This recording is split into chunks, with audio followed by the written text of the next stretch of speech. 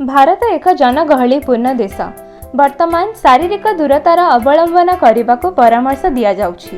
हेले काहेकि आपण काहेकि जत्नवान हेबे? कौन केवल कोविड-19 एठारे अछि बोलिकी?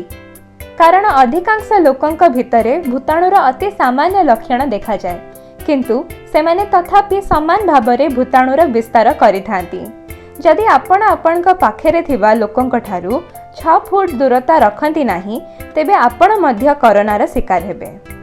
अनेक कारण मध्यरु तापमात्रा हेउछि गोटिए कारण जहाकि कौनसी भूताणुर विस्तार उपरे प्रभाव पकाई पारे।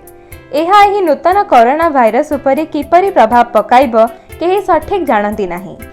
भारत अपेक्षा अधिक गरम देश अछंती एवं कोविड-19 सेथारे मध्य विस्तार होईछि। तेणु आमे निश्चित होई परिबु नाही जे ग्रीष्म आसिबा परे एही रोग दूर होई जिवो। आम प्रतिरोधक प्रणाली ही आमको कोविड-19 द्वारा संक्रमित हेबारु रक्षा करिथाए।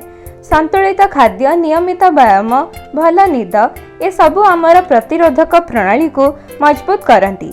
एपर्यंत कौनसी प्रमाण नहीं जे कौनसी विशेष खाद्य खाइले किंबा पानीय ग्रहण करिले कोविड-19 को रोकी हबो।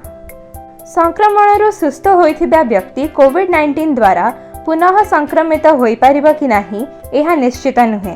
ताहा घटिबा पई भूताणु को यथेष्ट थर परिवर्तित हबाकू पड़िबो, जहा फलरू एहा प्रथम संक्रमण ठारू भिन्न होई जिवो। यथेष्ट भिन्न जेमति कि सेही व्यक्तिंक प्रतिरोधक प्रणाली एही भूताणु को समान बोली चिन्हि पारिबो नाही।